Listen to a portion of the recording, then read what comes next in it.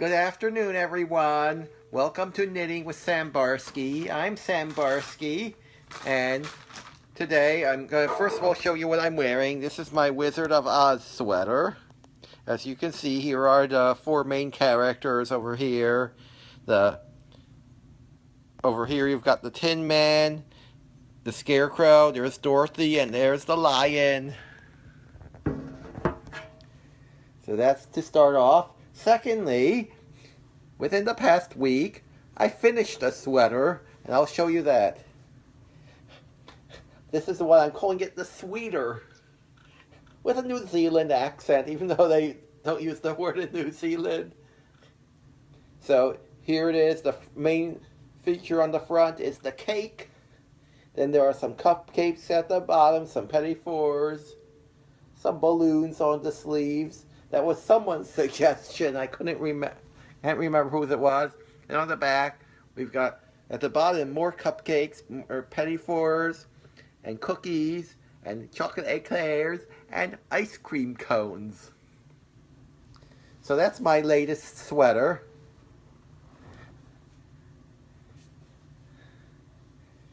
And here is my work in progress. I've shown it to you on a few previous episodes, and this is what I'm going to do some work on today. Here is my pinball sweater. So what you've got here on top is a score. It looks backwards. This is a mirror image video, so the score, you can see it looks backwards, but those are some numbers here across. And then there are bumpers of all different colors. The bumpers, the silver ones here, I'm planning on making them 3D with a little bit of crochet work. I have a plan after that. Here are the flippers at the bottom. So on the front, I'm essentially making it almost the same thing here. The flippers are a little close together. I'm making that a little different. And more bumpers. So I had planned yesterday to do one more row, and then I ran out of yarn on this particular skein. As I reached this point, this is what I had left. So I wound another skein of the same yarn. The good news is I have plenty of it. So I decided to wait until today to show you how I introduce a new yarn when this runs out, so I could do it on camera. So this is a purl row. So what I'm going to do here is I'm going to insert the needle into the stitch like normal, but I'm not going to purl with this dead end over here. Instead, I'm going to take the new skein of yarn, drape over, leaving like several inches of it like that, and then pull the stitch off. It's a little loose. You have to make sure that you don't lose it then. And I'm going to take the feeder. You'll have 3 different strings over here, which are each tail. Those are 2. And then you have the feeder. It's a 3rd. The feeder is the one you're going to work from. So it has to go under the tail from here. You cross that over, and then you take this and cross it over like this, and then you purl stitch number 2 very carefully. Here's stitch number 2, and then you've introduced the new yarn. You pull these tight. It's very important that you pull these as tight as you can get them, so that there's stitches. And then when you do, then you purl a 3rd stitch, and then you take one of these. We're going to do this on this row and 2 rows from now. So we're going to, for the next 15 stitches or so, cross it over each stitch. So that way it'll help lock it in place even more. We won't have to do nitpicking in the end. So this will do for about, as I said, 15 stitches, taking the tail, crossing it over the feeder and back. And this row is going to be solid color. So what I'm working on now is trying to finish up this pinball sweater for now. I have about 60 more rows left on the front. The back, as I showed you, is already done. And then I have the sleeves. They should go pretty fast. I'm expecting at most a week and a half of work on this. And then I have the Rubik's Cube sweater, which is unfinished at the moment, but I'm still awaiting yarn for it. I won't get it for at least 2 more weeks. Because the yarn that I need for it, I need it in an exact color. It takes time to order that. So in the meantime, I might start a new project, and I'm thinking of starting something more like for the spring with short sleeves. Some of the things I've thought about doing next are a musical instrument sweater. I don't know if it's my priority next, but I might do it. Another thing I thought of is I have halfway done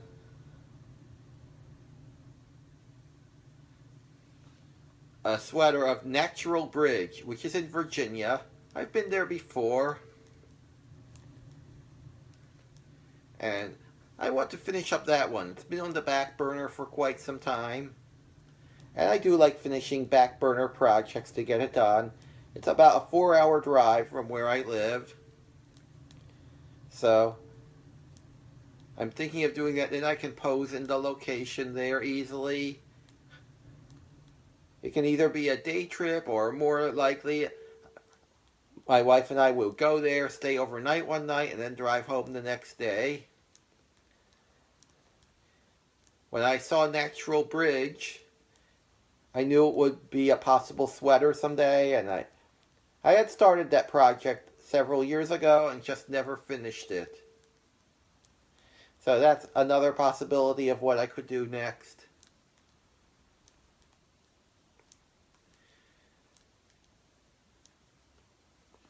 So I might also start one of the Colorado sweaters. But they're going to take me a lot of planning in advance, studying the scenery. So I don't know if I'm going to start right away, but I've been studying a lot of internet pictures of these landmarks in Colorado because I want to make sure I really do them well.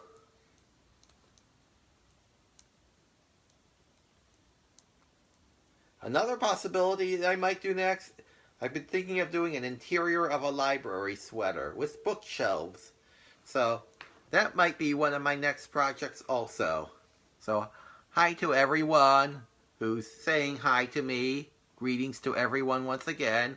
As I'm going to start the next row, but in this row I'm going to do more bumpers like this. I'm going to introduce them in here. And these ones I'm going to make out of a glow-in-the-dark yarn. Here. It's the same yarn I've used on all my Hanukkah sweaters for the flames. I used it for the flames on here as well, on the one I just showed you. This is glow-in-the-dark yarn combined with regular white yarn because the glow-in-the-dark yarn is not so bulky. So what I'm doing here is every time I do a set of bumpers of some kind, I'm doing 2 or 3. And then there were 2 in this one, so I'm going to put 3 in this one. So to evenly space them, this is very mathematical. I have 90 stitches across, so I'm use mathematics to evenly space them. Hi once again to those saying hi to me. So I'm going to knit 18 stitches. This is something I figured out already. 6, 7, 8, 9, 10, 11, 12, 13, 14, 15, 16, 17, 18. So there's our 18 stitches. I'm double checking them once again. And here's my skein of glow-in-the-dark yarn. And you have to be very careful with this yarn. It's very fibrous. It tends to get caught onto stuff. So you have to make sure when you use it to untangle it more frequently than anything else. So I'm going to do as usual. I'm going to insert this into the stitch as I've done already. Drape this over a length of it and pull it right off. Then I'm going to take the feeder of it, cross it under the blue, take the tail and cross it over, and then I'm going to knit stitch number 2. And since I'm carrying this blue across, I'm not using separate skeins of blue for here. I'm going to cross the blue over the white, which is the glow in the dark. I'm also going to call it the white sometimes. And then I'm going to knit stitch number 3, and then once again cross it over and stitch number 4. So the way I make these bumpers, the shape of them, to make them look as round as possible, is each one is 6 rows tall. So in the top and bottom rows, I put 4 stitches across, and then the 4 rows in between that, I put 6 rows across. And to make sure I have enough yarn for that, I'm going to break off enough to make sure I'm going to need 3 needle lengths. 1, 2, 3. So I need approximately 3 needle lengths for that. And then, as I said, you have to be very careful not to get this tangled into anything, or it can be a disaster then. So I'm going to pull it loose after every row of it. Then I'm going to knit up to stitch number 42. This is stitch number 22 here, so it's 21 more stitch, 20 more stitches here. So that's 19, 20, 21, 22, 23, 24, 25, 26, 27, 28, 29, 30, 31, 32, 33, 34, 35, 36, 37, 38, 39, 40, 41, and 42, and 43 is here. So, since we want to get it in the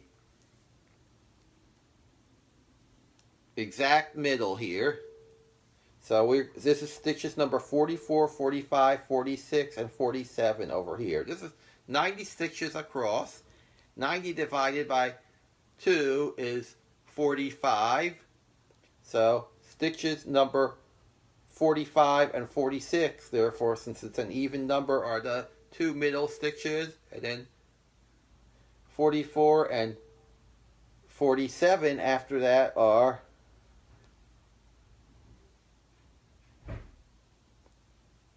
they're the next two. They're also the middle on the side of that. So we're going to take another length of this,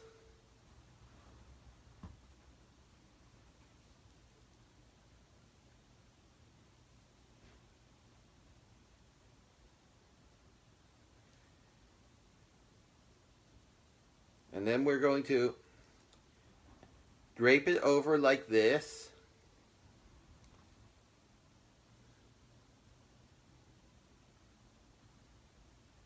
Just like before. The white goes under the blue. The tail of the white goes across. And then stitch number 2. And cross it over again and do stitch number 3. And cross it over again and do stitch number 4. And then, once again, we want to take 3 needle lengths of it. 1, 2, 3. That's just sure enough to do the rest of this bumper. Let it hang loose for now, but make sure it's not tangled onto anything. And then we're going to go another 20 stitches ahead up to stitch number 68. So then there will be 22 stitches on the end that we haven't knitted. So you don't have to count as we do it, as long as you check at some point along. So I'm going to see here, we have to get 22 stitches here. So it's 2, 4, 6, 8, 10, 2, 4, 6, 8, 20, 22. So we only have to knit 3 more stitches now. And once again, we're going to take the glow-in-the-dark yarn here, drape it over, and then knit that stitch, and then the same techniques here as on the other two bumpers. We're going to cross this over, do stitch number 2, cross the blue over, do stitch number 3, and cross the blue over once more and do stitch number 4. And then once again, like in terms of needing a supply of it, you wouldn't need to cut this off, but in terms of reducing tangling, we want to once again get 3 needle lengths of this separated. 1, 2, 3, and that should do it.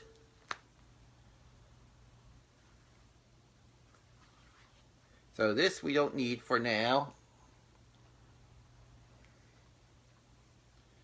And here we can just knit with this blue until the end of the row.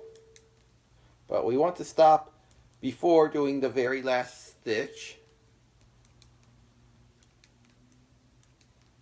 so we can cross over this tail from the leftovers from the row before to lock it in place.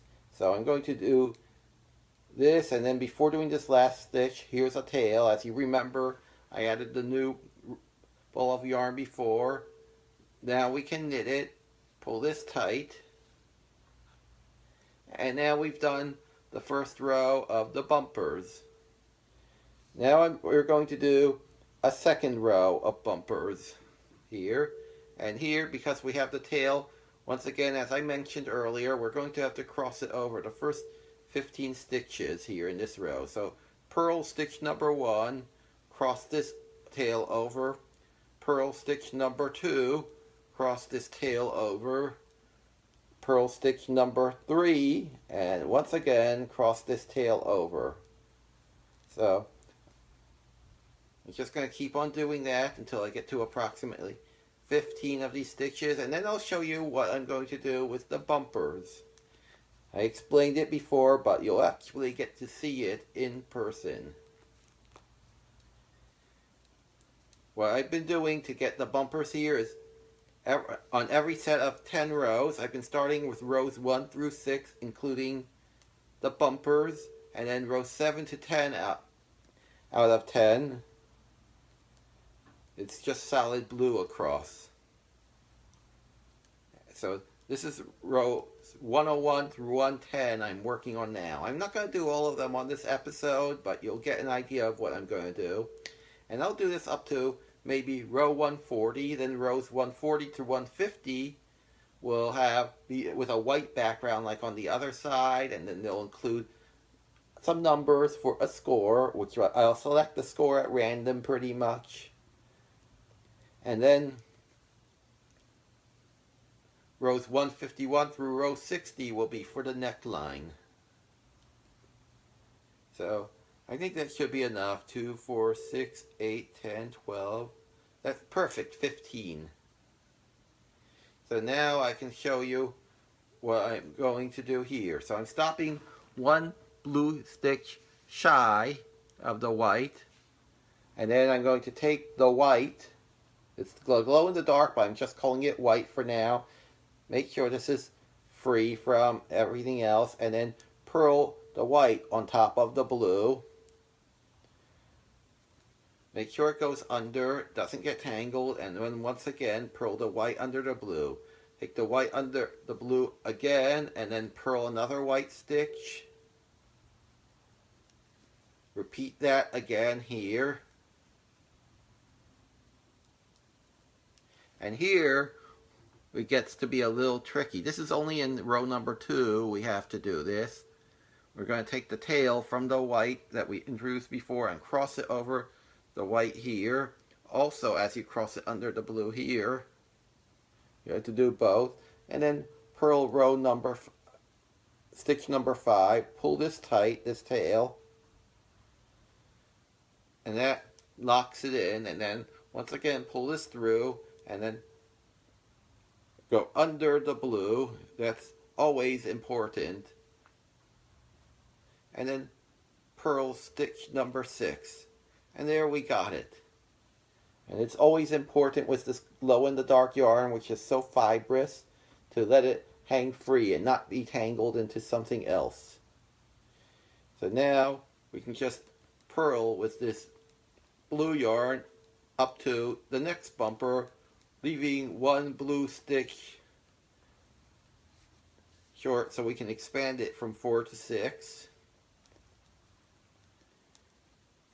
I'm also planning, I'll tell you about my plans for the sleeves of this. On one of the sleeves, probably the left sleeve, I'm going to have like the area where the bowls rest down here, and then the handle that you pull to release the balls, that's going to be included there too. The other sleeve, I haven't figured out what to do yet. I might do like a coin insert slot or something like that. Something associated with pinball machines. So I'm doing the same things here. I'm crossing the white under the blue, pulling the white free each time. This is something you have to be very careful with, especially. Like I've done it with all these other yarns, but when you use the glow-in-the-dark yarn, you have to be especially careful. And here's stitch number 5, as I showed you before. Cross the tail over and purl that. Pull it tight. That's all. On the next time I do a purl row, I won't have to do that. And here's stitch number 6. So now you have the second row of the bumper done, and now I'll get to bumper number 3 here. Bumper number 1 that you're looking at. So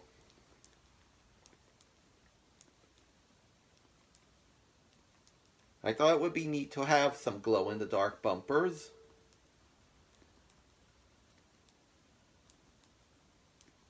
Probably when I take a picture with a pinball machine one day, a real one, it'll be in a slightly darkened room as you see at arcades all the time.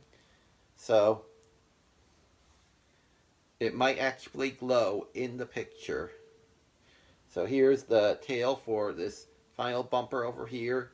As you notice, I stopped one shy of the blue here, and then I'm going to take it under and purl it, and then keep going under this blue each time.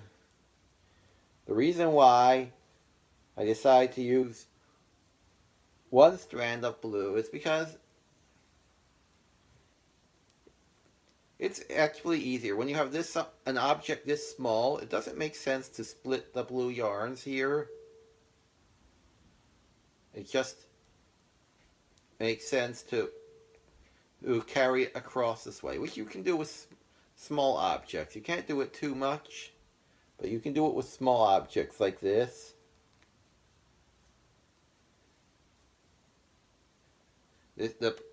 And when you can, one of the reasons why is because when you have like a small amount of yarn, you can pull it out each time so it doesn't get tangled. Whereas if you do a larger object, it's more suitable just to have a separate strand of yarn.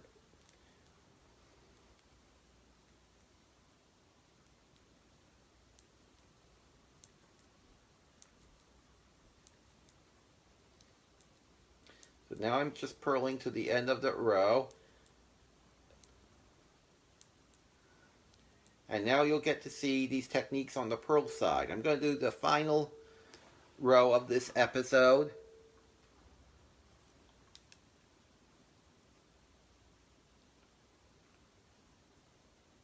Here's what it looks like in the back. And every stitch will be exactly like it was in the previous row. Same techniques for carrying the blue across the white. So I'm just going to knit up to the next white stitch here.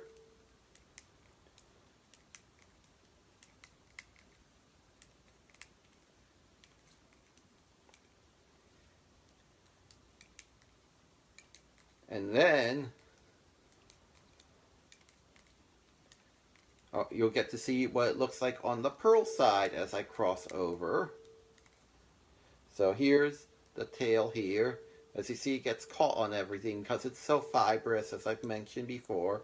This is the only glow-in-the-dark yarn I've ever come into possession of in my lifetime. I got it many years ago. I haven't seen anything in a store ever since. I've seen it online, but haven't bought anything like that. So, because of how it is, I only use it for small parts of things, like flames on candles, as I've shown you before. I use it for things that light up. And I might try to put in another set of glow-in-the-dark bumpers before I reach the top of this. There's going to be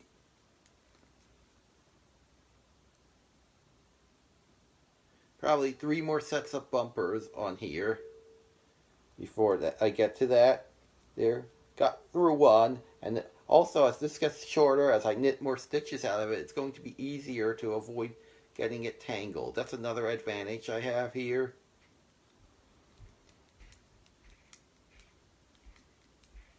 Each bumper has 32 stitches in it.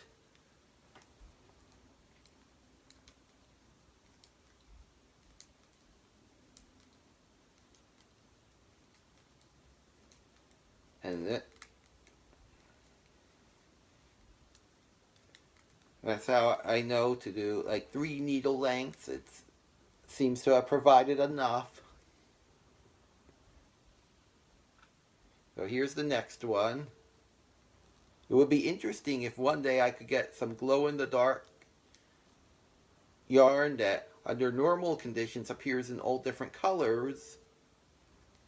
Maybe I could make a full glow-in-the-dark sweater with light-ups from all different colors. That would look interesting.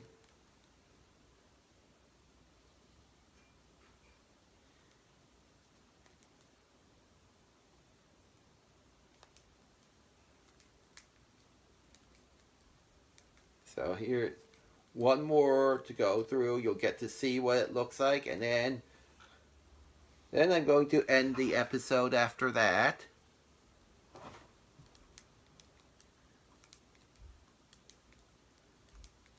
And there will be half a bumper done. So here, I'm going to pull this free. As you see, this is one of the problems. It tends to kind of cake up on the end like that.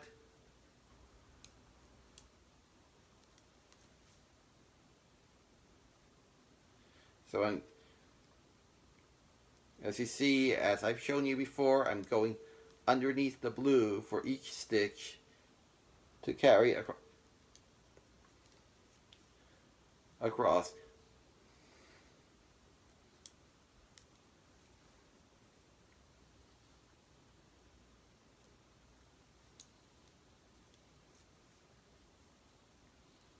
So that should take care of it.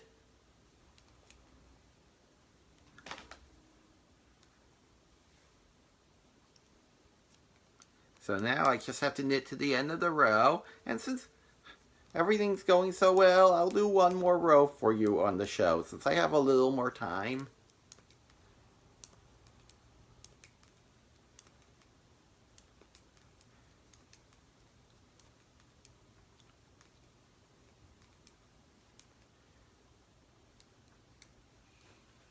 So now you get to see on a knit row, and you'll get to see how the bumpers are shaping up to be.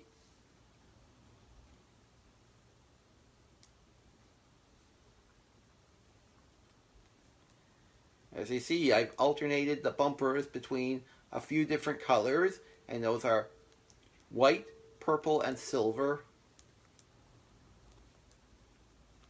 And I've used the navy blue for the background, and then I have some burgundy over here that I've used at the bottom. I didn't have much of a choice of these colors when I bought this yarn. I got it several years ago, all this yarn that I'm using for this project. I got it actually with in mind making a pinball sweater. These were the only colors that came in back then. The shop was trying to sell it out and was on clearance, so I thought I would get some of it. Right now, I'm trying to reduce my stash by knitting as much as possible to make more room.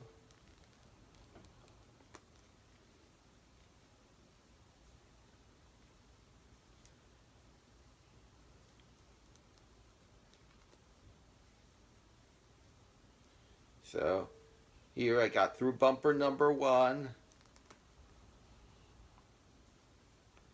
And this is all I have left of this. Plenty enough to do 10 more stitches in the next 2 rows. And I'm probably, because this yarn gets caught on everything, going to nitpick it before I do the next set of bumpers.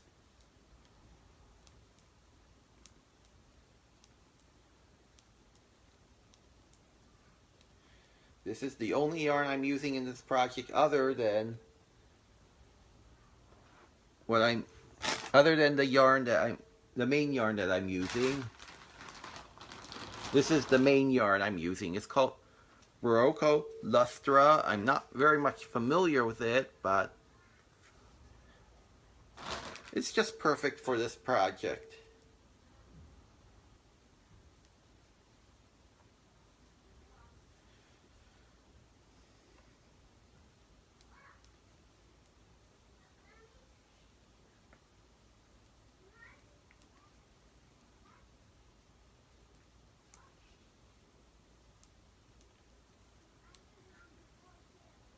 So here's bumper number 2.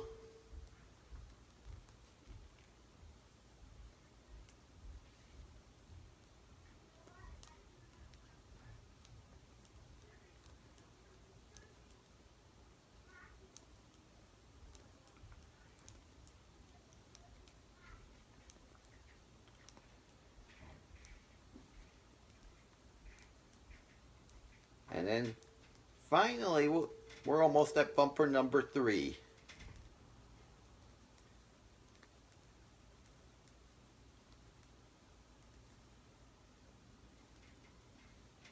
So, as you see, this yarn gets caught on everything, as I've explained before. So we're going to stretch it out a little. For those of you who are into spinning, you can use spinning. You can use the technique of just going like this. This makes it a little less fibrous. I do it with this sometimes.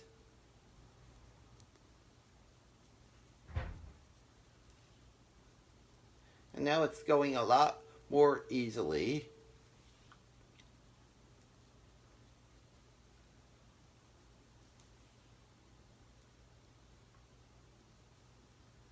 And then the final white stitch of the row, and on this show. And now it's just blue to the end of the row, and after that I'll show you my progress.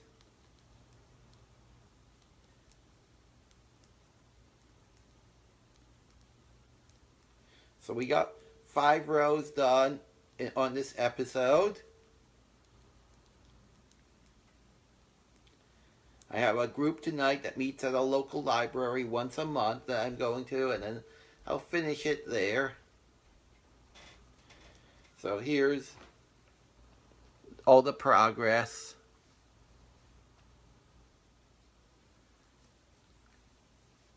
And we're ready to go. So thank you everyone for joining me. Hope to join you again next week. I'll get to your comments once I get a chance to. And see you next week, everyone. Bye.